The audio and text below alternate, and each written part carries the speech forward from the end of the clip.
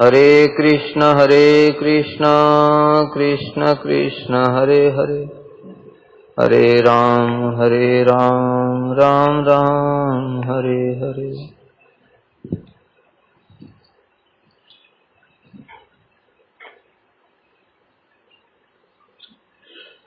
हम लोग कल श्रवण कर रहे थे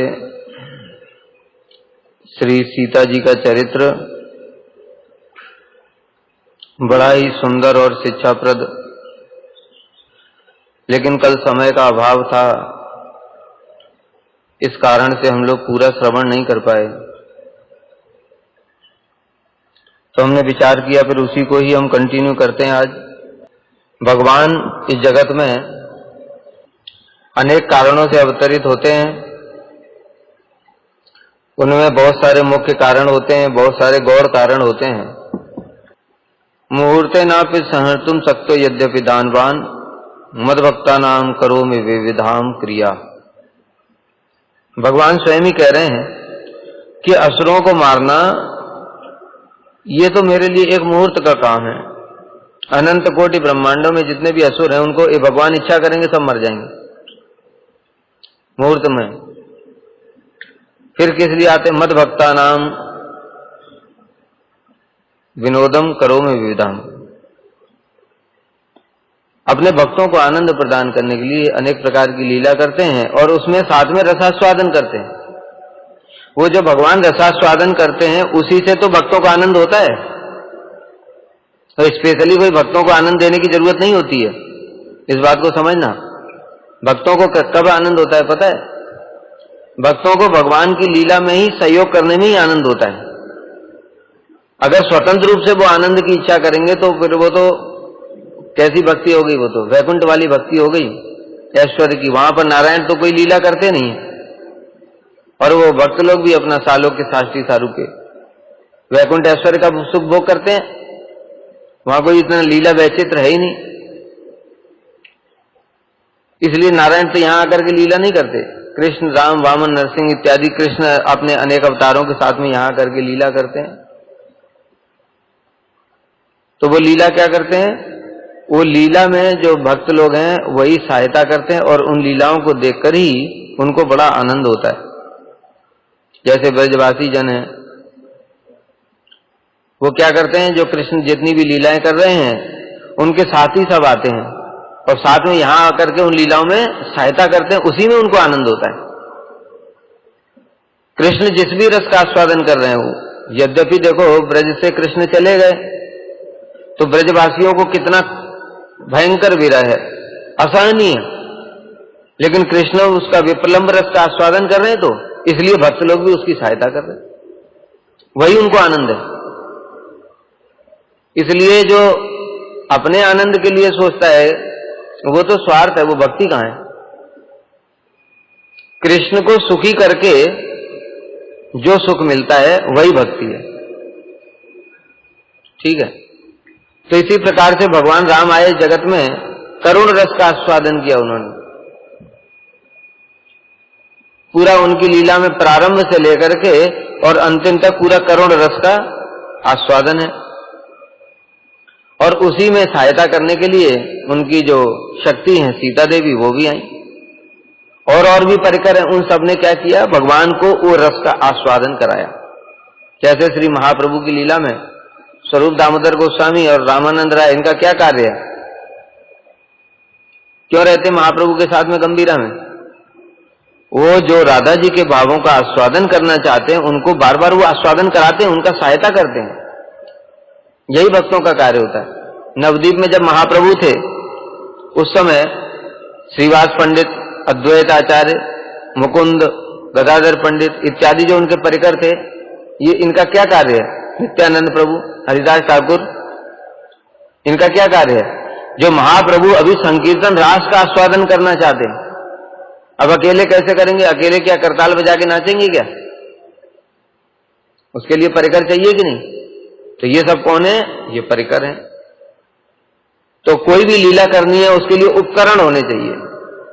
तो भक्त लोग उन स्वयं उपकरण बन जाते हैं और वो भगवान को लीलाओं का आस्वादन कराते हैं। जब भगवान को लीला का आस्वादन होता है तो उनको सुखी देखकर ही भक्तों को सुख होता है। वो सुख है भक्तों का वास्तविक सुख। समझ गए? स्वतंत्र रूप से सुख की कामना करेंगे तो भक्ति नहीं है। वो होगी तो फिर ऐश्वर्य वाली भक्ति होगी, इससे ज्यादा और कुछ नहीं। भक्त का कभी कोई स्वार्थ नहीं होता है। इसलिए तो कपिल देव भगवान ने बोला, सालों के शास्त्री सारू पिसामी एकत्व अप्योतर न दीमानम न गृणंति बिना मत सेवनम। क्यों बोला? वो मेरी सेवा चाहते हैं। सेवा से क्या होगा? मुझे सुख होगा। मुझे जब सुख होगा तो उनको आनंद होगा। देखो, भक्ति कोई सामान्य वस्तु नहीं, इसलिए कहते हैं। और वैकुंठ की भक्ति में क्या सालों के शास्त्री सारू पिसामी, उसमें तो ऐसा विचार है नहीं कि नारायण को जब सुख होगा तभी हमको सुख होगा। इसलिए गुरुजी क्या कहते थे, ये बहुत सहज है वैकुंठ की भक्ति, लेकिन ब्रज की भक्ति सहज नहीं है। क्योंकि इस जगत में इस प्रकार का भाव होना बड़ा मुश्किल कि वैष्णवों को हम इतना सेवा करें, वैष्णवों का, कि वैष्णव सुखी हो जाएं। वो जब सुखी होंगे उनको देखकर ही हमको सुख मिलेगा। हम लोग सेवा भी करते तो उसमें भी अपने सुख की कामना रहती है, किस लिए? वो हमारी थोड़ी प्रशंसा कर दें। वो प्रशंसा कर रहे हैं, उससे हमको सुख मिल रहा है। उनके सुख को सुखी, उनको सुखी देख करके सुख नहीं हो रहा है। वो प्रशंसा कर रहे हैं, हमसे प्रेम करते हैं सभी, इससे सुख हो रहा है। उसमें भी स्वार्थ छिपा रहता है। निस्वार्थ होना बड़ा मुश्किल। तो कहने का तात्पर्य क्या है कि भगवान इस जगत में लीला करने के लिए आते हैं, रस का आस्वादन करने के लिए, और उनके सारे परिकर भी आते हैं उनको उन रसों का आस्वादन कराने के लिए। इसी में कल हम लोगों ने सुना था, श्री सीता जी का स्वयंवर हुआ। स्वयंवर के पश्चात में सीता जी ने वरमाला भगवान राम के गले में डाल दी। और किंतु अभी दशरथ महाराज को तो कुछ पता नहीं है, ये तो स्वयंवर था ना। स्वयंवर में भगवान राम और लक्ष्मण जी दशरथ महाराज की तरफ से नहीं आए हैं, तो दशरथ महाराज को कहां से पता चलेगा?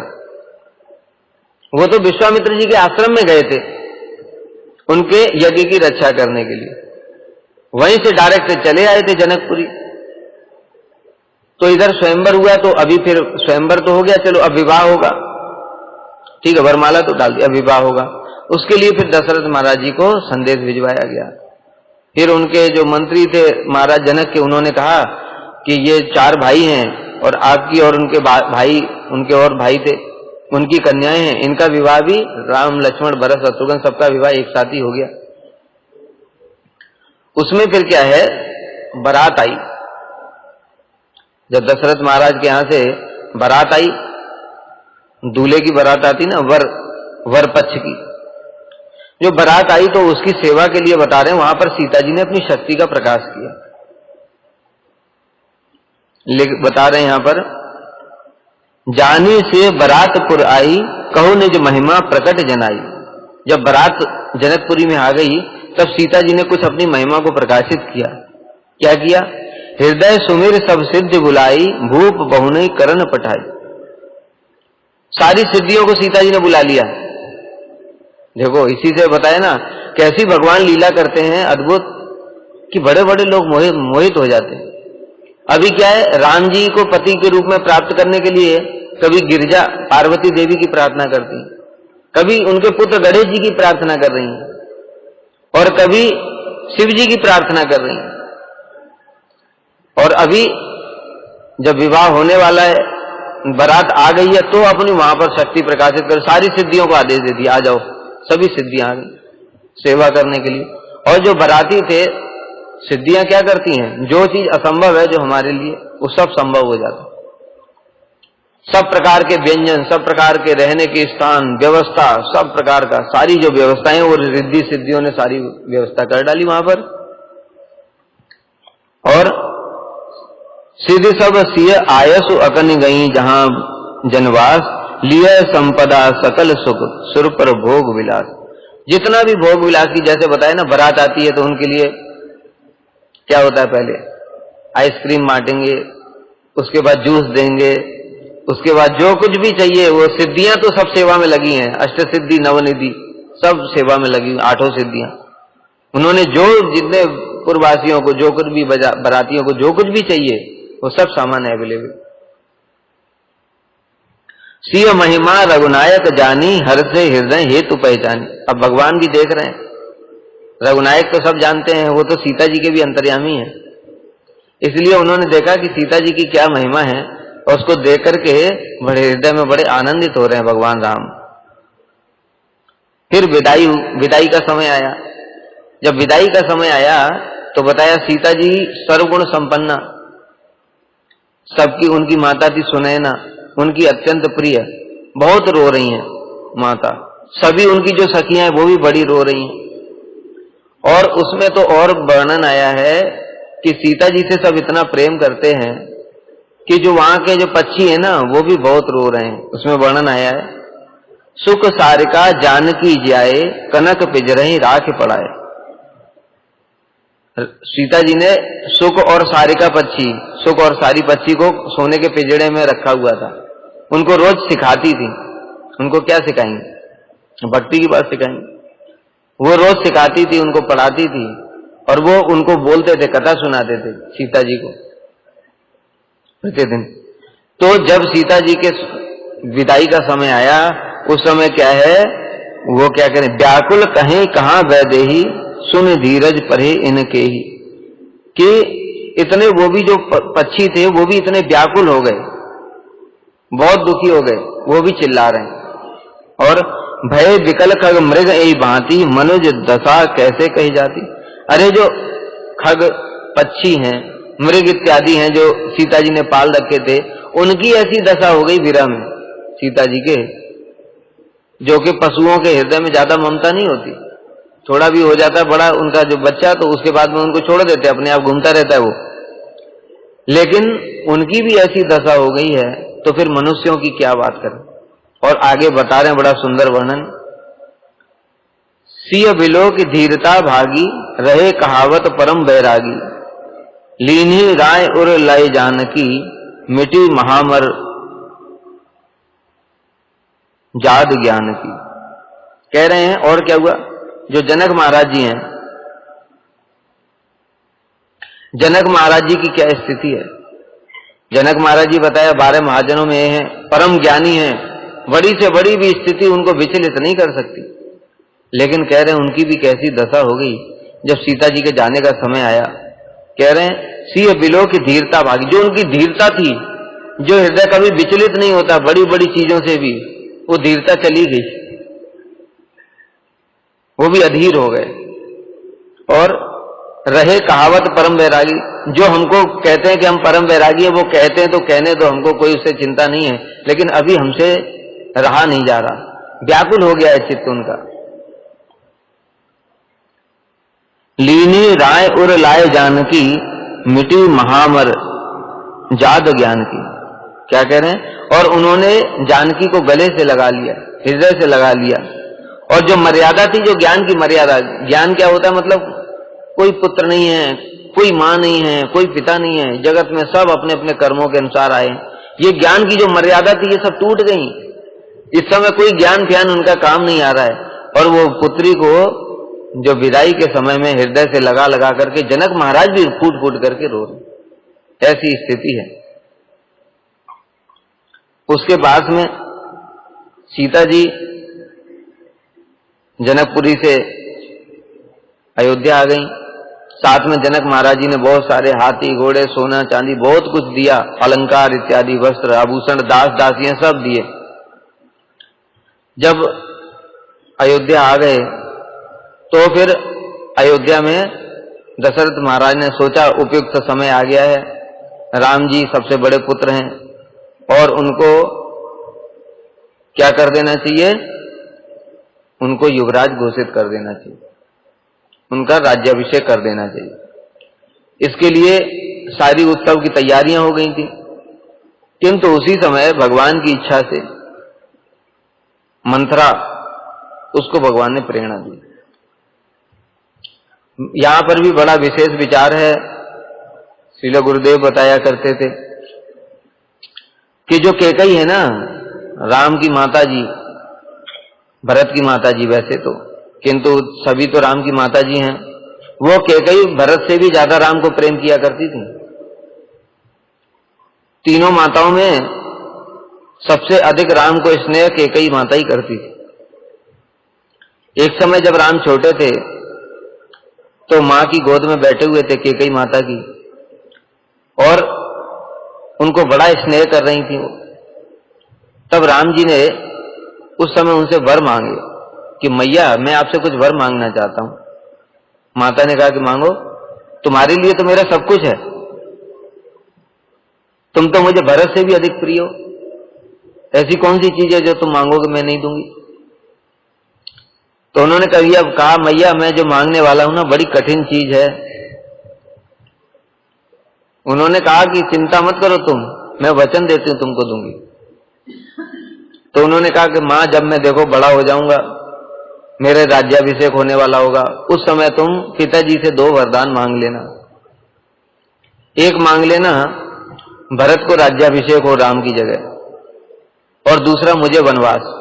इतना सुनकर के तो कैकेयी का हृदय विदीर्ण हो गया। वो कहने लगी तुम राम ये क्या बोल रहे हो, तुम्हारे बिना तो मैं एक क्षण के लिए भी जीवित नहीं रह सकती, तुमसे इतना प्रेम करती हूं, ऐसे कैसे मांग सकती हूं। कैकेयी ने तो मना कर दिया, किंतु भगवान ने बोला कि देखो मां मैं इस जगत में इसके लिए ही आया हूं, इसलिए तुमको ये मेरी बात माननी पड़ेगी।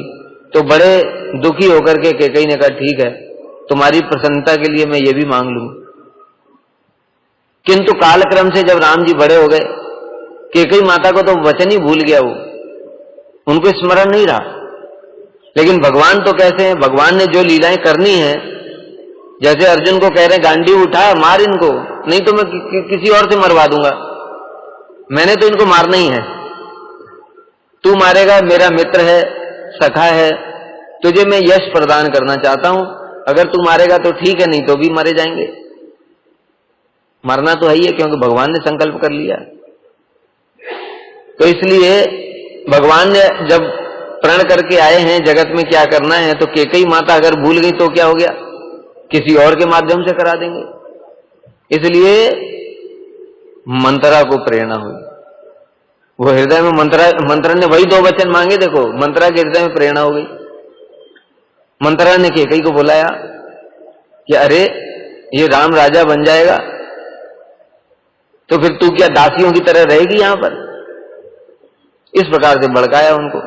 तो फिर क्या करूं, पहले तो कैकेयी ने उनको बहुत बुरा भला बोला कि तू तेरी पागल हो गई है, तू राम तो मेरा कितना प्रिय है। लेकिन बताया ना भगवान की माया के सब वशीभूत हैं, भगवान ने जो संकल्प कर लिया वही होना है। इसलिए बाद में कैकेयी की भी बुद्धि फिर गई और मंत्रा ने बोल दिया कि 2 वचन मांग ले राजा से जाकर के। पहले तो कोप भवन में चली जाओ, कोप भवन में चली गई। उसके बाद में 2 वरदान मांगना, एक भरत को राज्याभिषेक हो जाए और दूसरा राम को वनवास हो जाए। राम को वनवास क्यों मांगा, भरत को राज्याभिषेक से काम नहीं चलता, बताओ क्या कारण है।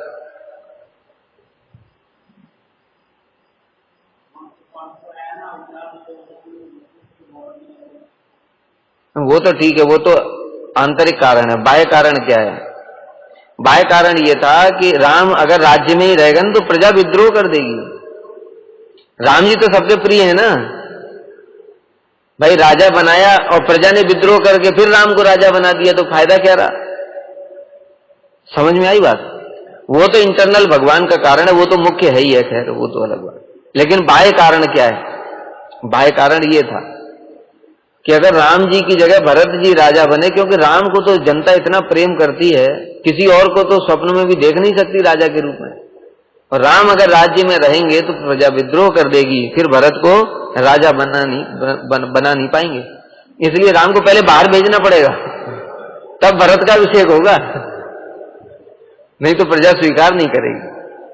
इस कारण से मांगना पड़ा। लेकिन भीतर में तो कारण वही है कि भगवान जिस कार्य के लिए आए हैं जगत में। इसलिए फिर दशरथ महाराज को पता चला कि कैकेयी को भवन में चली गई है, वहां पर गए। वहां पर कैकेयी ने उनसे 2 वचन मांग लिए कि महाराज आप मुझे वचन दो, आपने प्रतिज्ञा करी थी। एक समय देवासुर संग्राम हुआ था, उस समय दशरथ महाराज घायल हो गए थे और कैकेयी तो बड़ी, वो भी छत्राणी थी, शूरवीर थी वो भी। तो उन्होंने क्या किया, रथ को खुद ही अकेले संभाला और दशरथ महाराज के प्राण बचा करके युद्ध भूमि से लेकर के आई। तब दशरथ महाराज ने प्रसन्न होकर के उनसे कहा था कि तुम मुझसे वचन वर मांग लो, मैं तुम्हें 2 वर देना चाहता हूं। तो उस समय कैकेयी ने कहा कि मेरे पास तो सब कुछ है, इसलिए समय आने पर मांग लूंगी। अब वो समय आ गया, दैव योग से समय वही आ गया, इसलिए उन्होंने कहा महाराज पहले तो याद दिलाया। तो उन्होंने कहा हाँ हाँ रानी मुझे सब याद है, तुम बताओ तो सही, ऐसी क्या चीज है जो मैं नहीं दे सकता। तो दशरथ महाराज तो बड़े उत्कंठित हैं कि क्या है ऐसा जगत में जो मैं नहीं दे सकता, लेकिन उनको नहीं जानते कि वो प्राण से भी बड़ी वस्तु मांगने वाली है। इसलिए जब मांगा उन्होंने, पहला वर मांगा भरत को राज्याभिषेक, तो दशरथ महाराज हंसने लगे, कहते ये कोई बड़ी बात नहीं है, अरे मेरा राम तो इतना सीधा है, वो तो ऐसे ही राज्य दे देगा भरत को, उसको राज्य की कोई लोभ नहीं है। तो पहला वचन तो हो गया। अब जो ही दूसरा वचन मांगा, राम को 14 वर्ष का वनवास, सुनने के साथ ही साथ दशरथ महाराज वहीं खड़े खड़े बैठ मूर्छित होकर के गिर पड़े, राम राम कहकर के मूर्छित होकर के गिर पड़े। अब उनकी ऐसी दशा होगी, और कैकेयी बार बार ताने मार रही, बस हो गए रघुवंशी, यही रघुवंशी हैं, रघुकुल रीत सदा चली आई, प्राण जाए पर वचन न जाई, अपने वचन से फिर गए, बहुत ताने मारे। आपके जो पूर्वज हुए ऐसे ऐसे हुए जिन्होंने अपने वचन के पालन के लिए क्या क्या क्या नहीं किया। महाराज शिवी ने अपने अंग अंग काट करके दे दिए। तो दशरथ महाराज बड़े करुण स्वर में बोले कि रानी तुझे पता नहीं है तू क्या मांग रही है, तू मेरे प्राणों को मांग रही है, राम का वनवास नहीं है, ये मेरे प्राण ही है। और उनको अपना पूर्व स्मृति सारा हुआ आया, वो समझ गए अब मेरा समय आ गया है। क्यों? क्योंकि एक समय जब दशरथ महाराज जी युवा थे, उनको शब्द वेदी बाण चलाना आता था। तो जंगल में गए हुए थे और उस समय उन्होंने जल की आवाज सुनी, सरोवर में पानी की आवाज सुनी। उनको लगा कि कोई हिंसक पशु पानी पी रहा है। उसी समय उन्होंने शब्द भेदी बाण मारा, और जैसे ही बाण मारा तो उधर से मनुष्य के चिल्लाने की आवाज आई। दशरथ महाराज दौड़ करके गए वहां पर, देखा तो श्रवण कुमार, उनके सीने में बाण लग गया जाकर के, शब्द भेदी बाण था। शब्द सुनने के साथ ही साथ उनका तो अचूक बाण था, वो उनके सीने में लग गया जाकर। अब तो बड़े दुखी हो गए। उन्होंने कहा राजा तुमने मुझे क्यों मारा? मैं तो अपने माता पिता को पानी पिलाने के लिए पानी भर रहा था, अकारण तुमने मेरा वध क्यों किया? तो राजा ने बताया मैंने जान करके नहीं किया, मैंने तो सोचा था हिंसक पशु है कोई। तो उन्होंने कहा देखो मैं तो मर रहा हूं, लेकिन अब मेरे माता पिता को, मैं तो तुम्हें क्षमा कर रहा हूं, लेकिन मेरे माता पिता को तुम पानी पिला देना। माता पिता को पानी पिलाने के लिए दशरथ महाराज लेकर के गए, और वो पूछते हैं तो वो बोलते नहीं कुछ। तो पूछने लगे फिर तुम कौन हो बताओ? तो उन्होंने बताया मैं दशरथ हूं, मेरे बाण के द्वारा आपके पुत्र का वध हो गया। तो उन्होंने कहा तुमने एक वध नहीं किया राजा, तुमने 3 वध कर दिए एक बाण से, क्योंकि हम अपने पुत्र के, वही हमारा आसरा था, वही सहारा था। अब हम भी उसके वियोग में जीवित नहीं रहेंगे, इसलिए हम तुमको शाप देते हैं। जिस प्रकार से तुमने हमारे पुत्र को मारा और हम पुत्र वियोग में प्राण त्याग कर रहे हैं, उसी प्रकार से तुम भी पुत्र वियोग में प्राण त्याग करोगे। जैसे ही बताया कैकेयी ने वरदान मांगा कि राम को 14 वर्ष का वनवास, दशरथ महाराज साथ ही साथ मूर्छित होकर के पृथ्वी पर गिर पड़े। उनके सारा वो वीडियो सब चलने लगा। कौन सा? वही जो मुनि श्रवण कुमार के माता पिता वाला। और वो समझ गए कि अब मेरे प्राण जाने का समय आ गया, क्योंकि ये कैकेयी तो मानेगी नहीं, बड़ी हठी है, कुछ कह भी नहीं पा रहे हैं। उनके मंत्री को बुलाया गया, मंत्री सुमंत आए, उनको भी पता चला, उन्होंने भी समझाने का प्रयास किया, लेकिन वो समझी नहीं, कैकेयी ने तो हड्डियों कर लिया। तब राम जी को पता चला, राम जी आए, उन्होंने पिताजी को किसी प्रकार से समझाया, किंतु पिताजी के गति भी मन की जानते हैं भगवान, वो तो भगवान ने सब जानते हैं। उन्होंने कहा कि आप चिंता क्यों करते हैं, मैं आपके वचनों का अवश्य पालन करूंगा। माता के सामने ही बोल दिया। अब तो दशरथ महाराज कुछ भी नहीं बोलते, बस बार बार राम कहते हैं, राम राम कहते, फिर मूर्छित हो जाते हैं, फिर राम राम कहते, फिर मूर्छित हो जाते हैं। इस प्रकार से उनकी अवस्था है। अब दशरथ महाराज जी कुछ बोल नहीं पाए। राम जी ने तो वनवास जाने की तैयारी भी कर ली। जब वनवास जाने के लिए हो गए, तब उन्होंने सीता जी को कहा कि देखो सीते, ये मेरे माता पिता हैं, इनकी तुम सेवा करना। और बहुत वहां पर नारी धर्म की शिक्षा दी कि तुमसे मैंने इसलिए विवाह किया कि तुम मेरी माँ की सेवा करो, और मेरी माँ इतने गुण सर्वगुण संपन्न है, इसलिए तुम्हारा यही कर्तव्य है, तुम यहाँ पे रह करके इनकी सेवा करो। और उसमें बड़ा अच्छा अच्छा बताया उन्होंने, डराया पहले तो कि देखो वैसे भी तुम्हारे जो चरण हैं वो अत्यंत सुकोमल हैं, कमल से भी अधिक, और तुम मार्ग में क्या है, रास्ते में कांटे हैं, कुश हैं, पत्थर हैं, चुभ जाएंगे, रक्त निकल आएगा, तुम कैसे चल पाओगी। और क्या है वहां पर, फिर वन में वनवास है, वनवास में क्या होता है, रीछ हैं, हिंसक पशु हैं, भेड़िए हैं, शेर हैं, ये सब हैं, तुम कैसे वहां पर रह पाओगी। और बताया वहां पर जमीन पर सोना पड़ेगा, छाल के कपड़े पहनने पड़ेंगे, बड़े बड़े राक्षस रहते हैं वहां पर जो कि स्त्रियों को उठा करके ले जाते हैं। देखो राम जी यहां पर बड़ी शिक्षा प्रदान कर रहे हैं लीला के माध्यम से, स्त्रियों का क्या कर्तव्य है, क्योंकि राम जी भयभीत कर रहे हैं। लेकिन सीता जी ने क्या बोला फिर बाद में बताएंगे, भयानक पक्षी हैं, चोंच मार देंगे, रक्त निकल आएगा। इस प्रकार से वनवास का जो बहुत ही भीषण है। ये सुनकर के सीता जी ने बोला, सहज सुहृद गुरु स्वामी सिख जो न करे सिरमान, सो पछताए अगाए और अवश्य होई हितान।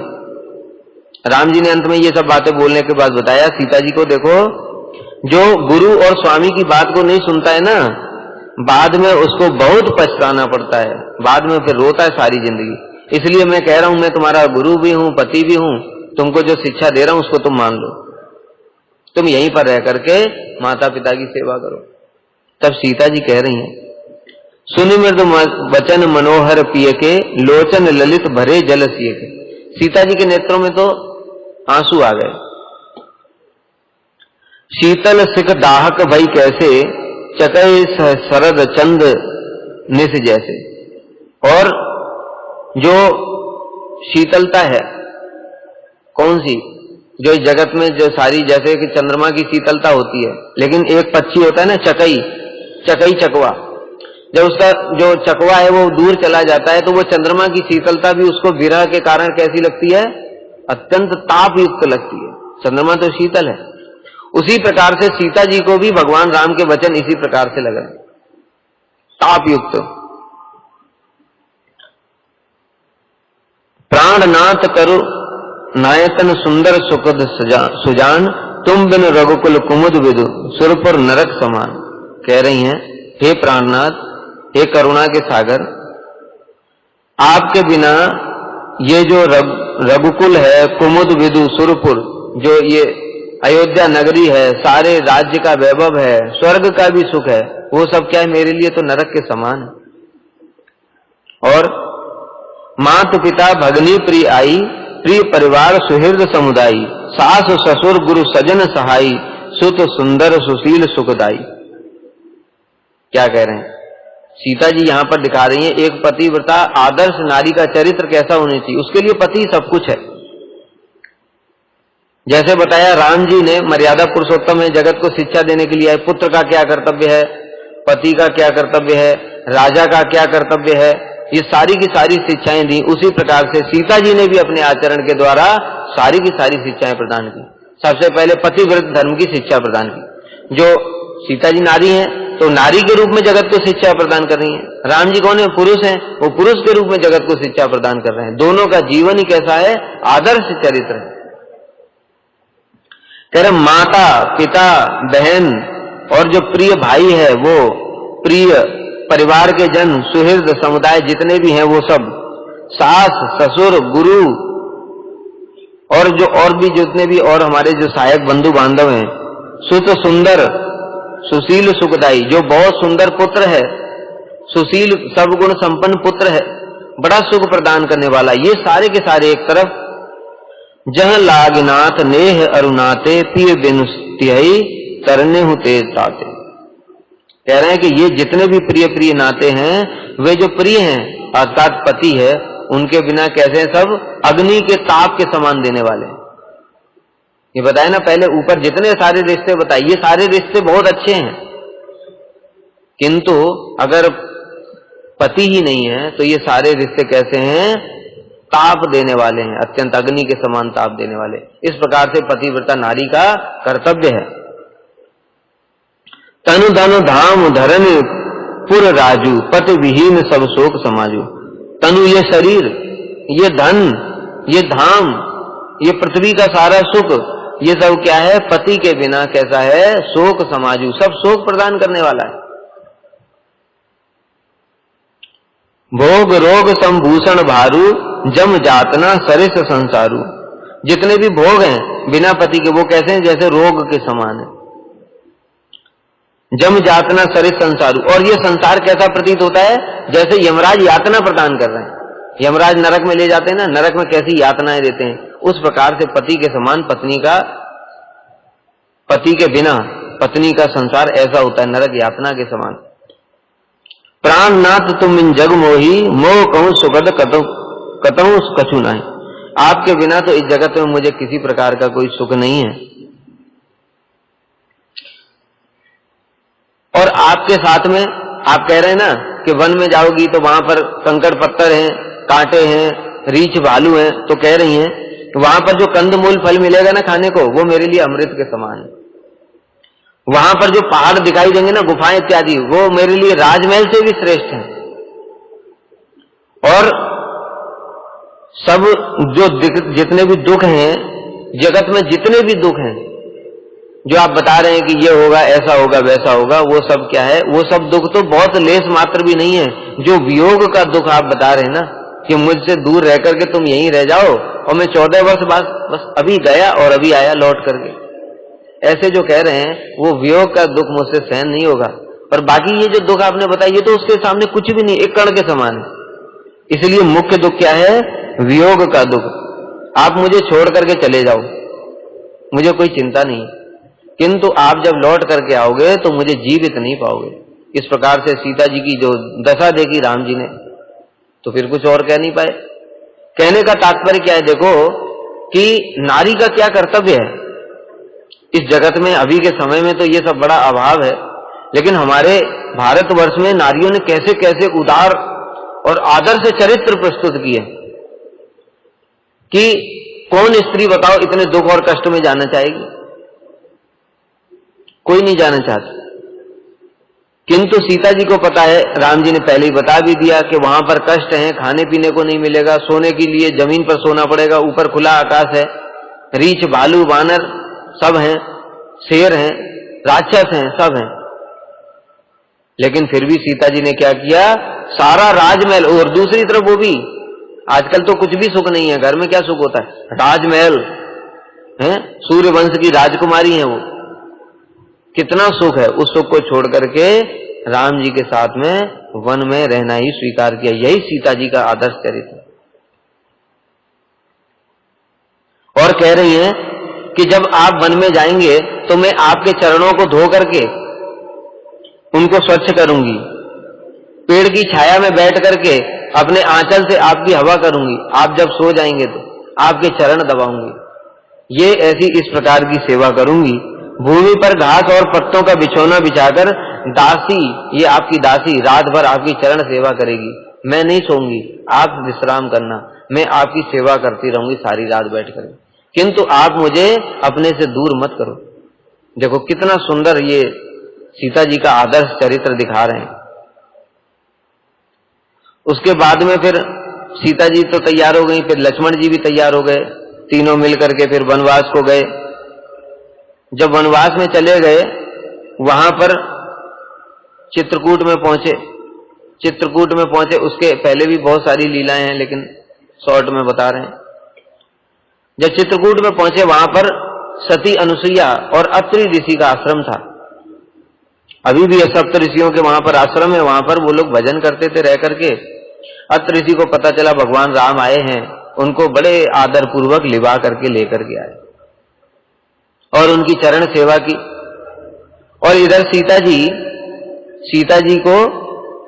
सीता जी क्या अनुसुईया देवी के साथ मिली। अनुसुईया देवी कौन है? परम सती, जिनके सतीत्व की जो महिमा है वो तीनों लोकों में ही विख्यात है, जिन्होंने अपने सतीत्व के कारण और अपनी भक्ति के कारण, सिर्फ सतीत्व से नहीं होगा, अपनी भक्ति के कारण ब्रह्मा विष्णु महेश को भी अपने संतान के रूप में बना लिया।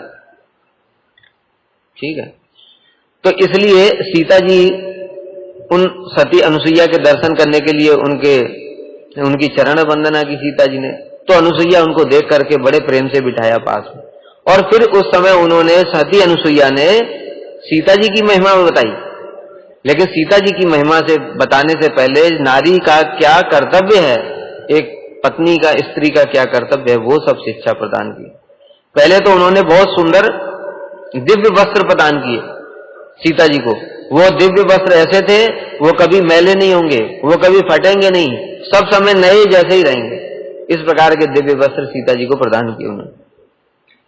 और फिर स्त्री धर्म की शिक्षा दी। क्या बताया अनुसुईया ने? धीरज धर्म मित्र अरु नारी, आपद काल परखिए चारी। ये चार चीजों की विपत्ति काल में ही परीक्षा होती है। चार चीजें कौन सी? धीरज, कौन कितना धैर्य है। ऐसे तो हम बड़े धैर्यशाली बनते, सब कुछ अच्छा अच्छा चल रहा है, अचानक से कुछ ऐसी घटना घट जाए, जैसे बताया कि बेटा बाहर गया हुआ है और अचानक से उसकी खबर नहीं मिल रही, अब कितना धीरज है तब पता चलेगा। आफत जब काल आया तब धीरज, धैर्य धारण करना पड़ेगा उस समय। धर्म का भी पता कैसे चलता है? विपत्ति काल में ही। विपत्ति काल में धर्म ही सहायक होता है। मित्र का भी कैसे पता चलता है? ऐसे दिन भर साथ घूमेंगे, खूब खाएंगे पिएंगे, मौज करेंगे, जैसे ही दोस्त पर संकट आया तो पता भी नहीं चलेगा कहां चले गए, फोन भी स्विच ऑफ जाएगा, दिखाई भी नहीं देंगे, कोई कांटेक्ट नहीं, कुछ नहीं। ठीक है, मित्र।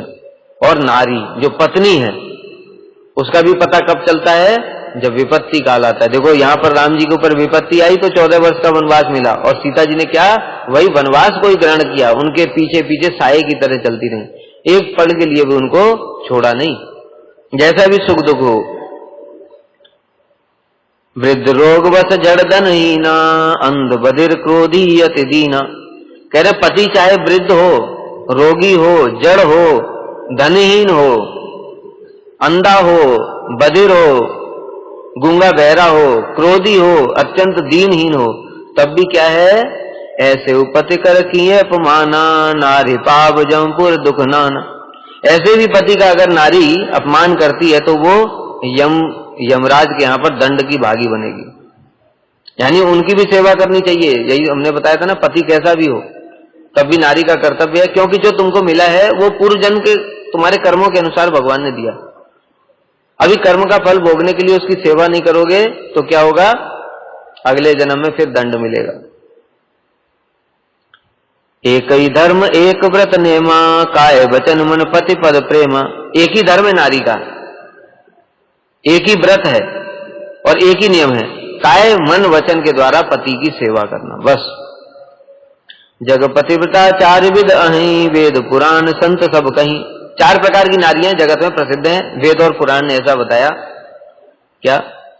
उत्तम के अस बस मन मोही, सपने आन पुरुष जग नाही। एक उत्तम नारी है, स्वप्न में भी कोई परपुरुष उनके आ नहीं सकता, ये उत्तम नारी है। मध्यम क्या है? मध्यम परपत देख ही कैसे, भ्रात पिता पुत्र निज जैसे। जो मध्यम नारी होती है वो दूसरों के जो पति होते हैं परपुरुष, उनको किस रूप में दर्शन करती हैं? अगर वो अपने समान उम्र के हैं तो भाई के रूप में दर्शन करती, अगर वो उनसे बड़े हैं तो पिता के रूप में दर्शन करती, अगर वो उनसे छोटे हैं तो पुत्र के रूप में दर्शन करती। इस प्रकार से ये मध्यम नारी है।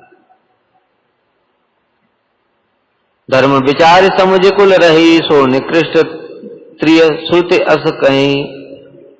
और जो धर्म का विचार करके केवल कुल में रहती है, क्या कि नहीं नहीं पति की सेवा करनी चाहिए, लेकिन मन से दूसरे पुरुषों का चिंतन करती है, वो निकृष्ट स्त्री है। बिनु अवसर भय ते रहि जोई, जाने वदम नारी जग सोई। क्योंकि उसको अवसर नहीं मिल पा रहा है पर पुरुष का संग करने का, इसलिए चुपचाप रहती है, धर्म का पालन करती है। ये क्या है? ये निकृष्ट है। पति बेचक पर पति रति करई, रौरव नरक कला सत परई। क्या बता रहे हैं? और जो अपने पति को छोड़ करके दूसरे पति का संग करती है, वो रौरव नरक में जाती है, कल्प सत 100 कल्पों तक नरक में पड़ी रहती। इसलिए क्या है? पतिव्रत धर्म छाड़ी छल गई, पति प्रतिकूल जन्म जह जाई, विधवा होई पाई तरुणाई। और जो पति के प्रतिकूल धर्म का आचरण करती है, यानी पति कुछ कहता है वो कुछ करती है, तो फिर क्या होगा? वो विधवा होगी अगले जन्म में, उसका युवावस्था में पति मर जाएगा। देखो यहां पर बड़ा विचार बताया, पतिव्रता नारी का धर्म बताया अनुसुईया देवी ने, लेकिन इसमें भी बड़ा विचार है। गोपियों के तो पति सब ऐसे थे, बड़े अच्छे थे, उनसे प्रेम भी करते थे, फिर उन्होंने छोड़ दिए। तो यहां पर क्या बता रहे हैं? अंधा लूला लंगड़ा बहरा काना कैसा भी हो, उसकी सेवा करना ही कर्तव्य है। लेकिन गोपियों के पति तो बहुत ही अच्छे हैं, बहुत प्रेम भी करते हैं, फिर उन्होंने क्यों छोड़ा? यही विचार समझना पड़ेगा। इसमें क्या विचार है कि कृष्ण के लिए, कृष्ण की सेवा के लिए, वहां पर यह विचार नहीं है। सामान्य रूप से समाज में रहने के लिए विचार है, अर्थात वर्णाश्रम धर्म का जब पालन कर रहे हैं तो पति की सेवा करना ही कर्तव्य है, कैसा भी पति क्यों ना हो, वो तुम्हारा भाग्य के अनुसार मिला है। किंतु जब भगवान की भक्ति करने जा रहे हैं तब उसमें कोई विचार नहीं है। मीराबाई ने तो छोड़ा, उनका पति क्या उनको कोई कष्ट थोड़ी देता था, बस वो क्या साधु संग करना चाहती हैं, और पति कहता है नहीं तुम घर में रहो। भाई पत्नी को तो घर में ही रखना पड़ेगा, नहीं तो जगत के लोग क्या कहेंगे? अरे देखो इसकी पत्नी कहां कहां घूमती फिरती है, कैसे कैसे साधुओं के बीच में घूमती फिरती है, बोलेंगे कि नहीं? तो पति तो कोई गलत नहीं था, मीरा से प्रेम भी बहुत करता था, किंतु फिर भी उन्होंने क्या किया? जाके प्रिय न राम वैदेही, त्यजिए ताहे कोटि बैरी सम यद्यपि परम सन। वहां ये दूसरा नियम लगेगा, जो भक्ति में बाधक है, जो भगवान की सेवा में बाधक है, उसको तुरंत परित्याग कर देना चाहिए। इसके लिए यहां दूसरा श्लोक बताया भागवत वाला। ये रामायण वाला कहां लगेगा? जो संसार में वर्णाश्रम धर्म में कर्म में पालन कर रहा है। और भागवत का श्लोक कौन सा? गुरु न सस्यात् स्वजनो न सस्यात्, पिता न सस्यात् जननी न सस्यात्, दैवम न तस्यात् न पतिश्च सस्यात्, न मोचे यदिह समुपेत मृत्युम। वो गुरु नहीं है, उसका परित्याग करो। बलि महाराज ने कर दिया। गुरु न सस्यात्, फिर स्वजनो न सस्यात्, अपने बंधु बांधव, वो स्वजन नहीं है। विभीषण ने स्वजन का परित्याग कर दिया रावण का। फिर पिता न सस्यात्, पिता का त्याग किसने किया? प्रहलाद ने किया। और जननी न सस्यात्, जननी का त्याग किसने किया? भरत ने किया। दैवम न तस्यात्, देवता का परित्याग। और न पतिश्च सस्यात्, वो पति नहीं है, जैसे गोपियों ने और मीराबाई ने बताया। कौन सा? न मोचेद या समुपेत मृत्यु। इसका मतलब क्या है? जो भक्ति नहीं करता, जो भजन में बाधा देता है, वो गुरु नहीं है, ये सब स्वजन नहीं। ये विचार है, इसका सामंजस्य ऐसे करना चाहिए। तब अंत में अनुसुईया ने ये 4 प्रकार की स्त्रियों के बारे में बताने के बाद सीता को बोला, सुन सीता तब नाम सुमेरे, नारी पतिव्रत करही, तो ही प्राण प्रिय राम कहूं कथा संसार हित।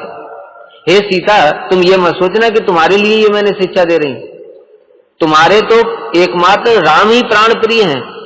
ये शिक्षा तो मैंने तुमको उद्देश्य करके, तुमको लक्ष्य करके जगत के स्त्रियों के लिए दी है। तुम तो क्या हो? तुम तो नारियों में भी पतिव्रता हो। तुम्हारे पतिव्रता जो धर्म है उसकी गाथा तो जगत में युगों युगों तक गाई जाएगी। इसलिए तुम्हारे लिए ये शिक्षा नहीं है, ये शिक्षाएं तो तुम्हारे माध्यम से मैं जगत को प्रदान कर रही हूं। इस प्रकार से वहां पर हुआ। फिर जब वहीं चित्रकूट में थे, एक दिन सीता जी का भगवान राम ने अपने हाथों से श्रृंगार किया, उनके जो जूड़ा में पुष्प इत्यादि की माला पहनाई थी। उसी समय वहां पर जयंत आ गया, इंद्र का पुत्र जयंत कौआ बन करके आया और वो भगवान राम की शक्ति की परीक्षा लेना चाहता था, मूर्ख कहीं का। उसने क्या किया, आकर के सीता जी के पैर में चोंच मार दी। चोंच मार करके चला गया, उड़ गया। सीता जी के चरणों में खून निकलने लगा। यह देख करके तो राम जी को गुस्सा आया। उन्होंने धनुष उठाया और उसके ऊपर बस वो एक घास का सरकंडा, बताया था घास का तिनका होता है, एक सरकंडा लंबा सा होता है, वो उसको उठा करके बाण पढ़ करके मंत्र मारा उसके पीछे। वो जयंत के पीछे पीछे गया, अपने पिता के पास गया। इंद्र ने देखा कि भगवान राम का बाण है, उसने अपने पुत्र की रक्षा नहीं करी। क्यों? पुत्र की रक्षा करेगा तो अभी बाण तो मेरा भी वध कर देगा। ब्रह्मा जी के लोक में गया जयंत, वहां भी देवता सारे, शिव सब लोगों में घूम आया, किसी ने रक्षा नहीं की। क्यों? जानते हैं पीछे तो भगवान का बाण चला रहा है, कौन रक्षा करेगा? अगर रक्षा करेंगे तो हमारा ही सर्वनाश हो जाएगा, इसलिए किसी ने रक्षा नहीं की। तब वहां मार्ग में नारद जी आ रहे थे। नारद जी को उस पर दया आ गई, क्योंकि तीनों लोगों में घूमता जा रहा है, परेशान हो गया बेचारा। नारद जी को दया आ गई। उन्होंने कहा, देख जयंत, तूने बड़ा अपराध किया है, जगत जननी सीता जी के चरणों में तूने ऐसा किया, बहुत अपराध किया है, लेकिन तेरे तीनों लोगों में कोई रक्षा नहीं करेगा, इधर उधर भागने से कोई लाभ नहीं है। तू एक काम कर, राम जी बड़े दयालु हैं, तू उनकी शरण में चला जा, वो तुझे क्षमा कर दें। तब जयंत ने देखा कि और कोई उपाय ही नहीं है, तो वो आकर के सीधे वहां आ गया, राम जी के चरणों में गिर पड़ा, क्षमा याचना करने लगा। तब राम जी ने कहा कि अरे दुष्ट, यद्यपि तूने जो पाप किया है उसके लिए तो तुझे मृत्युदंड देना चाहिए, लेकिन फिर भी तू मेरे शरणागत है, इसीलिए मैं तुझे मृत्युदंड नहीं दे रहा, क्षमा कर रहा हूं। और उन्होंने सिर्फ क्या किया, वही सरकंडे से उसकी सिर्फ एक आंख फोड़ दी, इसलिए कौओं की एक आंख होती।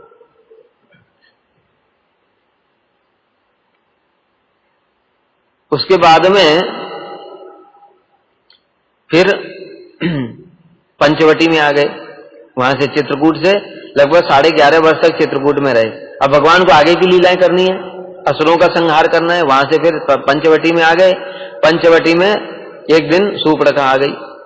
सूर्पणखा जी राम जी के सौंदर्य को देख करके बड़ी मोहित हो गई। उसने कहा, इससे मैं कैसे विवाह करूं? बड़ी सुंदरी का रूप धारण कर लिया, और सुंदरी का रूप धारण करके आई उनके पास, राम जी के पास। राम जी से कहने लगी कि आप इतने सुंदर हैं और मैं भी कितनी सुंदरी हूं, आप मुझसे विवाह कर लो। राम जी हंसने लगे, कहते हैं, देखो देवी, मैं तो विवाहित हूं, ये मेरा भाई है ना छोटा, इसकी स्त्री इसके साथ में नहीं है, तुम एक काम करो, इसके पास जाओ। लक्ष्मण जी भी कम सुंदर नहीं है, लक्ष्मण जी भी बहुत सुंदर है। उन्होंने कहा, कोई बात नहीं, बड़ा शादी नहीं कर रहा है तो क्या हुआ, छोटे से ही कर लेती हूँ, ये भी तो इतना ही सुंदर है। लक्ष्मण के पास पहुंची। लक्ष्मण जी भी हंसने लगे, कहते, देखो मैं तो इनका दास हूं, ये प्रभु हैं, तुम क्या जीवन भर दासी बनकर रहना चाहती हो क्या? अरे वो स्वामी है, उनके पास ही जाओ। राम जी के पास पहुंची। राम जी ने फिर लक्ष्मण के पास भेज दिया। सीता जी वहां पर बैठी हुई थी उसी। तो इस प्रकार से कई बार जब इधर से उधर भेजा तो सूर्पणखा को बड़ा क्रोध आ गया। उसने कहा, अच्छा तुम लोग इस स्त्री के कारण मेरा ऐसे अपमान कर रहे हो ना, अभी मैं इसी को खत्म कर देती हूँ। और वो भयानक राक्षसी का रूप धारण कर लिया और खाने के लिए सीता जी को दौड़ी। उसी समय लक्ष्मण ने तलवार से उसके नाक कान काट दिए।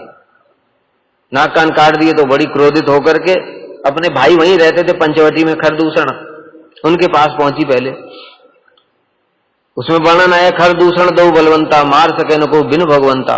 खरदूषण इतने बलवान है, उनको भगवान के सिवा कोई नहीं मार सकता। वो आए युद्ध करने के लिए। भगवान राम ने लक्ष्मण को बोला, तुम सीता जी के पास में रहना, मैं अकेला देख करके आता हूं इनको। भगवान है वो, तो उनके लिए क्या है। उन्होंने बस एक ही बाण चलाया, सिर्फ एक बाण मारा, और एक बाण से ही सारी सेना नष्ट हो गई। तुम सोचोगे कैसे एक बाण से नष्ट हो गई? वो जो बाण था वो मोहिनी बाण था। मोहिनी बाण अर्थात जैसे दो सैनिक हैं, जो खरदूषण के 2 सैनिक हैं, उसमें से एक सैनिक को वो दूसरा वाला राम दिख रहा है, दूसरे को ये वाला राम दिख रहा है। सबको एक दूसरे में राम दिखाई देते हैं। तो जो सैनिक है वो दूसरे को राम समझ करके कितना जोर से वार कर रहे हैं, पूरा सब आपस में ही मार काट डाला सकता। सारी सेना मर गई, अंत में बचे खरदूषण। भगवान ने उनको भी मार दिया। ये बात सूर्पणखा लेकर के रावण के पास गई। उन्होंने कहा अच्छा ऐसा कौन इतना कि खरदूषण को भी मार दिया। रावण भी समझदार तो था, समझ तो गया कि ये कोई सामान्य व्यक्ति नहीं है कि खरदूषण को भगवान के बिना कोई नहीं मार सकता, लेकिन क्या करे, कुछ तो करना पड़ेगा। इसलिए उसने कहा ठीक है मैं सीता का हरण करूंगा। सीता के हरण के लिए उसने प्लान बनाया और मारीची को भेजा। मारीची को पास गया, मारीची से बोला देखो मामा मुझे तुम्हारी सहायता की जरूरत है। उन्होंने कहा बताओ क्या करना है। कहते हैं वो जो वनवासी हैं दो, उनके संग में एक स्त्री है, तुम मृग बन करके उन वनवासियों को दूर ले जाना, मैं उसको चुरा लाऊंगा। उनका कौन है वनवासी? कहते अयोध्या के कोई 2 कुमार हैं। बस मारीची को तो पुरानी कथा याद आ गई कि जब विश्वामित्र का यज्ञ हो रहा था उसमें ताड़का और सुबाहु को तो मार दिया था और मुझे छोड़ दिया था, एक खाली सरकंडा वही मारा था, उसी से मैं 100 योजन दूर गिरा था यहाँ लंका में। अभी तो छोड़ेगा नहीं वो, लेकिन क्या करूं, ये जो रावण है इसकी बात मानता हूं तो मृत्यु निश्चित है राम के हाथों, अगर नहीं मानता हूं तो ये यहीं काट देगा। इस असुर के हाथों मरने से तो अच्छा है भगवान के हाथ से मरूं। इसलिए वो सोने का हिरण बन करके आ गया। उससे पहले घटना घटी एक कि सीता जी को राम जी ने अपने पास बुलाया और लक्ष्मण जी को वन में कंदमूल फल लेने के लिए भेज दिया और सीता से कहा देखो देवी हम जिस कार्य के लिए आए हैं उसका समय आ गया है, अब तुमको कुछ समय के लिए मुझसे दूर रहना पड़ेगा। और उन्होंने क्या किया, अग्निदेव को आह्वान किया और अग्निदेव को सीता जी को दे दिया कि आप इनको साथ में लेकर के जाओ, और उसी समय छाया सीता वहां पर प्रकट हो गई। तो अब जो आगे की लीला है वो सब छाया सीता के साथ ही होगी। फिर मारीची जब राम जी को दूर ले गया, राम जी ने उसका वध कर दिया, किंतु जब वो उसका वध किया तो मारीची बोला हा लक्ष्मण हा लक्ष्मण, राम जी का आवाज निकाल के, माया भी था ना, राम जी की आवाज निकाल के हा लक्ष्मण बोला। तो सीता जी ने कहा कि देखो लक्ष्मण भैया जल्दी जाओ तुम्हारे प्रभु संकट में। लक्ष्मण ने कहा मैया आप कैसी बात करती हो, प्रभु के संकट कुछ नहीं हो सकता, ये सारे ब्रह्मांड के सारे देवता और असुर मिलकर के एक तरफ हो जाएं, प्रभु उसके बाद भी उनका कुछ बिगाड़ नहीं सकते।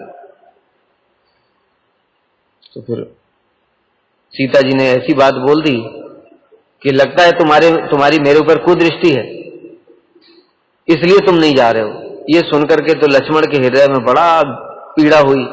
उन्होंने कहा माता आप कैसी बात कर रही, मैं तो सदैव आपके चरणों की ओर देखता हूं, आपको माता मानता हूं, आप कैसी बात कर रही हैं, अब तो मेरे पास कोई ऑप्शन भी नहीं है। इसलिए लक्ष्मण जी ने क्या किया कि एक रेखा खींच दी अपने मंत्रों के द्वारा, इस रेखा के बाहर मत आना। अब जो यहां पर शिक्षा मिलती है, लक्ष्मण कौन है, गुरु हैं, और गुरु की अवज्ञा की सीता जी ने, इसलिए क्या हुआ उनको फिर भोग करना पड़ा। सामान्य रूप से यद्यपि ये तो लीला चल रही भगवान की, लेकिन हमारे लिए शिक्षा है कि अगर गुरु की अवज्ञा करेंगे, गुरु ने जो लक्ष्मण रेखा खींची है शिष्य इसके बाहर नहीं जाना, अगर हम उनकी मर्यादाओं को उल्लंघन करेंगे तो हमारा क्या होगा, विनाश हो जाएगा। यहां पर यह शिक्षा है। उधर से रावण आ गया साधु का वेश बना करके और सीता जी से भिक्षा याचना करी। सीता जी ने लक्ष्मण की अवज्ञा करके और आगे निकल गई रेखा के, रावण उनको उठा करके ले गया अपने साथ में। अब उसके बाद में फिर राम और लक्ष्मण आए, देखा कि सीता जी तो नहीं है, तो उनको फिर ढूंढने लगे। उधर आकर के उसने उनको वहां पर अशोक वाटिका में रख दिया। और फिर भगवान राम उनको ढूंढते ढूंढते सुग्रीव से उनका मिलन हुआ, उसमें फिर बाली वध हुआ। उसके बाद सुग्रीव को राजा बनाया। फिर सुग्रीव से कहा कि भाई तुम अब सीता जी की खोज करवाओ, तुमने वचन दिया था। बाकी शॉर्ट में बता रहा हूं। यहां पर जो सीता जी के विषय में वर्णन आता है, जो सीता जी को रावण ने स्पर्श किया, इसके विषय में श्री चैतन्य चरितामृत में बड़ी सुंदर कथा है। एक ब्राह्मण थे, राम जी के भक्त थे, दक्षिण भारत में जब महाप्रभु यात्रा के लिए गए थे, शायद उनका नाम रामदास था, तो वो ब्राह्मण ने महाप्रभु को निमंत्रण दिया था भोजन करने के लिए। महाप्रभु पहुंच गए, लेकिन वो ब्राह्मण ने तो कुछ तैयारी नहीं की। तो महाप्रभु ने पूछा कि विप्रवर आपने कुछ अभी तक बनाया कुछ? तो उन्होंने कहा मैं बनाऊं कैसे, अभी तो लक्ष्मण जी तो वन में गए हुए हैं और वन में जाकर के शाक कंदमूल फल इत्यादि अभी तो इकट्ठा कर रहे हैं, अभी कैसे बनाऊं, बड़ा विलंब हो गया है उनको आने में, जब वो आ जाएंगे तभी तो बनाऊंगा। तो ये देख करके महाप्रभु बड़े संतुष्ट हुए कि राम जी की लीलाओं में इतना आविष्ट हैं कि उनको बाह्य स्फूर्ति भी नहीं है, वो राम जी की लीलाओं का दर्शन कर रहे हैं, चिंतन कर रहे हैं। क्या कि लक्ष्मण जी वन में गए हुए हैं, वन में से जब कंदमूल फल लाएंगे तब तो सीता जी कुछ बनाएंगी, उसी भाव में आविष्ट है। जब कुछ देर के बाद में उनको बाह्य स्फूर्ति हुई तो उन्होंने क्षमा मांगी कि प्रभु मैं अभी आपके लिए, फिर उन्होंने रंदन कार्य किया, रंदन करके महाप्रभु को प्रसाद दिया, लेकिन खुद कुछ नहीं खाते, खुद कुछ नहीं खाते, बड़े दुखी होकर के बैठे हुए। तो महाप्रभु ने पूछा कि आप प्रसाद क्यों नहीं पा रहे? तो उन्होंने कहा क्या करूं, मेरा जो हृदय ना बड़ा व्यथित हो रहा है, एक ही बात बार बार मन में आई जाती है, इस दुष्ट रावण ने सीता मैया को कैसे स्पर्श किया, वो जगत जननी है, वो भगवान की शक्ति है, इसको कैसे स्पर्श कर लिया, इस बात को सोच सोच कर मेरे हृदय बड़ा कष्ट पा रहा है। तो महाप्रभु ने उनको समझाया कि देखो जो सीता जी हैं वो कौन है, भगवान की शक्ति है, और जो दुष्ट व्यक्ति है वो उनका स्पर्श नहीं कर सकता, वो छाया सीता है। और इस प्रकार से जब महाप्रभु ने उनको बताया कि उसमें श्लोक आता है ना कि न भवेत ग्राह्यम इंद्रिय सेवोन्मुखे ही जीवादौ स्वमे विस्फुरत्यद अतः श्री कृष्ण नामादि न भवेत ग्राह्यम इंद्रिय, स्पष्ट रूप से शास्त्र में वर्णन है। श्री कृष्ण का नाम इत्यादि भी हम इंद्रियों द्वारा नहीं ले सकते, जब ये चिन्मय हो जाएंगी इंद्रियां तब इनमें स्वतः स्फुरित होगा। तो जब हम नाम रूप गुण इत्यादि नहीं ले सकते, तो जो स्वयं शक्ति है भगवान की, उनका कोई दर्शन भी कर सकता है क्या? स्पर्श करना तो दूर की बात, कोई दर्शन भी कर सकता है? संभव ही नहीं है। तो इसलिए उन्होंने जब इस प्रकार से सांत्वना दी महाप्रभु ने, तो उनका चित्त कुछ शांत हुआ, किंतु अभी भी मन में पूरा प्रसन्नता नहीं आई।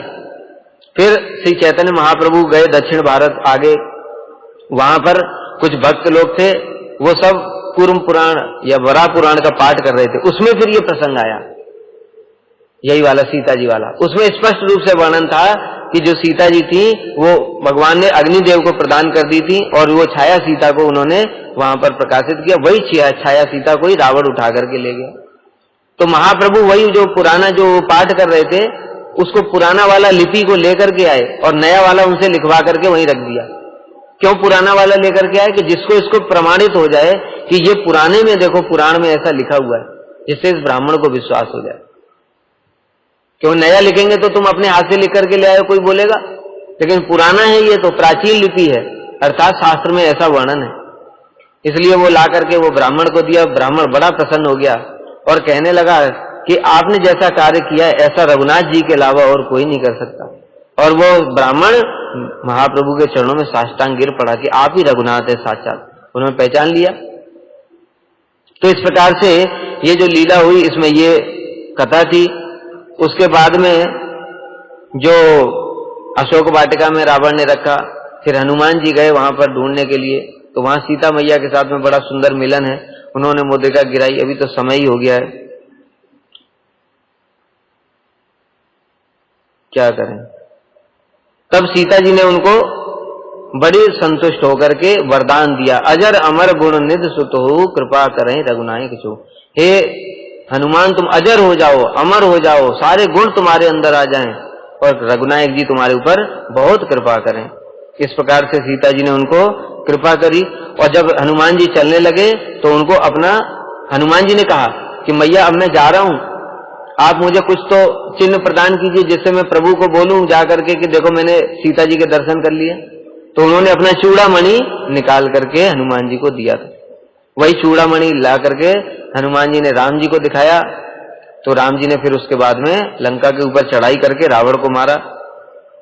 जब रावण को मार दिया उसके बाद फिर से लक्ष्मण को आदेश दिया कि सीता जी का अभी अग्नि परीक्षा होगी। ये सुनकर के तो लक्ष्मण जी को बड़ा क्रोध आ गया। उन्होंने कहा आप सीता माता के ऊपर संदेह करते हैं, मैं उनको मां के समान समझता हूं, आप उनके चरित्र पर संदेह करते हैं। तो बड़े क्रोधित हो गए, राम जी के ऊपर ही क्रोधित हो गए। यहां पर भी दिखा रहे हैं कि देखो सीता जो है शक्ति हैं, उनके प्रति किस प्रकार की भावना होनी चाहिए। लेकिन फिर राम जी ने बताया उनको पूरी बात कि जब तुम नहीं थे तो फिर हमने अग्निदेव को बुलाया था और उसमें सीता जी को दे दिया था। और ये जो सीता है ये छाया सीता है। अब जगत अगर हम ऐसे इनको स्वीकार करते हैं तो कल को जगत क्या कहेगा, इसके लिए राम जी ने पूरी कथा लक्ष्मण को बताई। तो लक्ष्मण जी के मन में थोड़ा संतोष हुआ। फिर अग्नि परीक्षा हुई। उस अग्नि परीक्षा में जो छाया सीता थी वो अग्नि में चली गई और जो वास्तविक जो सीता देवी थी, भगवान की शक्ति, वो उसमें से प्रकट हो गई, वही राम जी के साथ में आ गई। बाद में फिर क्या हुआ, अयोध्या में आ गए। उसमें क्या हुआ, एक समय जब सीता जी का विवाह नहीं हुआ था, उस समय एक तोता तोती दोनों आपस में बात कर रहे थे, राम जी की कथा सुना रहे थे कि जो सीता जी के होने वाले वर हैं ये ऐसे होंगे ऐसे होंगे, उनकी बहुत महिमा गान कर रहे थे। तो उनसे आगे की कथा पूछने के लिए सीता जी ने क्या किया, उसमें से तोती को लेकर के चली गई। तो तोता चिल्लाता रह गया बेचारा कि तुम इसको लेकर के जा रही मेरी पत्नी को, उसके विरह में मैं कैसे जीवित रहूंगा, मेरे बच्चों को कौन पालेगा। लेकिन सीता जी तो लेकर के चली गई। तब वो तोती ने सीता जी को शाप दिया कि देखो, जैसे क्या कहते हैं, जो तुमने मेरा वियोग कराया ना मेरे पति से, उसी प्रकार से तुम्हारा भी पति तुमको विरह में छोड़ देगा, और मेरे संतानों को जो पालन करना पड़ा है उसको, ऐसे तुमको भी अपनी संतानों का पालन करना पड़ेगा। इस प्रकार से शाप दे दिया। यद्यपि भगवान को कोई शाप नहीं लगता है, लेकिन जब वो लीला करते हैं तो लीला का संवरण करने के लिए भी कोई माध्यम चाहिए। ठीक है, जैसे आगे आएगा वर्णन कि दुर्वासा ऋषि ने भी लक्ष्मण को बोला कि तुम अभी राम जी से मेरा मिलन कराओ, नहीं तो मैं शाप दे दूंगा। लक्ष्मण जी को कौन शाप दे सकता है, लेकिन ये भगवान की लीला होती है। इसलिए वही जो तोता था वही धोबी बन गया, और वो उसकी जो पत्नी थी वो एक रात को किसी कारण से पूरी रात भर बाहर रही थी। तो उसने कहा कि मैं राम नहीं हूं जो कि तुमको स्वीकार कर लूं। इतने दिनों तक भी उनकी पत्नी वहां पर रह करके आई, फिर भी उन्होंने स्वीकार कर लिया, मैं ऐसा नहीं हूं, मैं तुम्हें स्वीकार नहीं करूंगा। ये बात राम जी तक पहुंची। तो राम जी ने क्या किया, अगर हमारी प्रजा में, वहां पर राम जी ने फिर आदर्श राजा का आचरण करके दिखाया कि राजा को प्रजा की संतुष्टि के लिए अगर अपनी पत्नी का भी परित्याग करना पड़े तो कर देना चाहिए। इस प्रकार से उन्होंने आदर्श दिखाया। खुद राम भी वनवासी ग्रहण करते हैं। सीता जी को तो वन में भेज दिया, लेकिन स्वयं भूमि पर ही सोते हैं, वो भी वनवास जैसा ही रहते हैं। ठीक है, और उसके बाद में सीता जी को वन भेज दिया। वहां पर वन में कैसे उन्होंने फिर से, देखो, अपने पति की इच्छा के लिए फिर से वो दोबारा वनवास चली गई। सभी जानते हैं इनका चरित्र शुद्ध है, अग्नि परीक्षा भी हो चुकी है, लेकिन फिर भी पति से कोई भी एक शब्द भी बोला नहीं। पति की संतुष्टि में ही सब कुछ है। इस प्रकार से फिर उन्होंने आदर्श नारी का चरित्र दिखाया।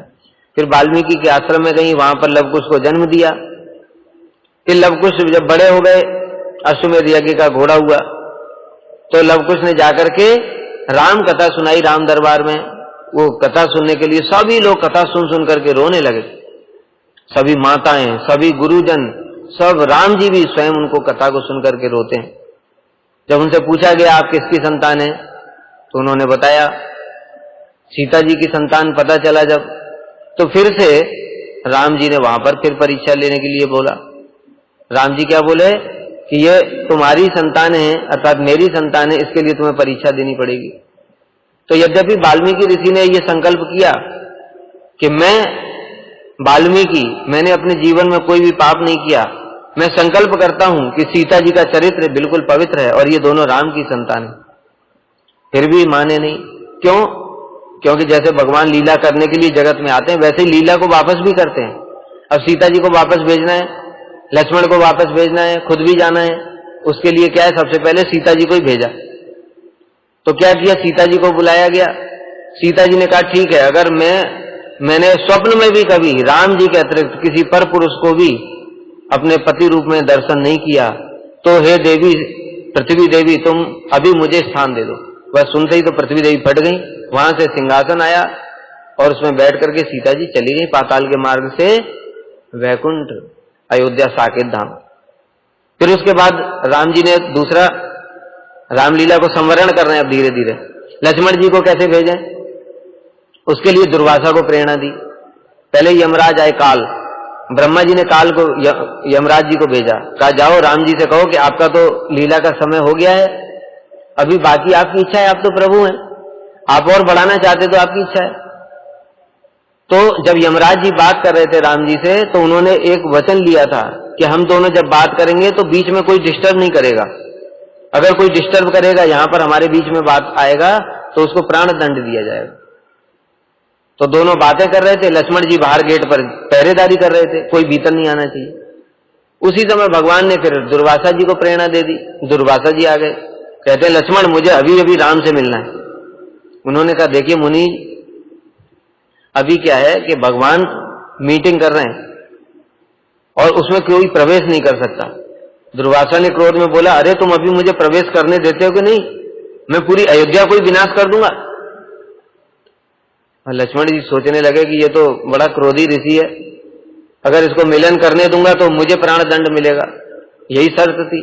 अगर मिलन नहीं करने दूंगा, नहीं मिलने दूंगा तो ये तो पूरी अयोध्या को ही नष्ट कर देगा। बताया ना, यद्यपि लक्ष्मण कौन है, भगवान है, उनका कोई कुछ नहीं कर सकता, किंतु भगवान लीला कर रहे हैं ना। दुर्वासा ऋषि तो अम्बरीश का भी कुछ नहीं बिगाड़ पाए, लक्ष्मण का क्या बिगाड़ेंगे। भगवान के ऊपर कोई वरदान, कोई शाप नहीं लगता है, वो वरदान और शाप से ऊपर है, लेकिन लीला है, इसलिए लक्ष्मण जी भीतर चले गए।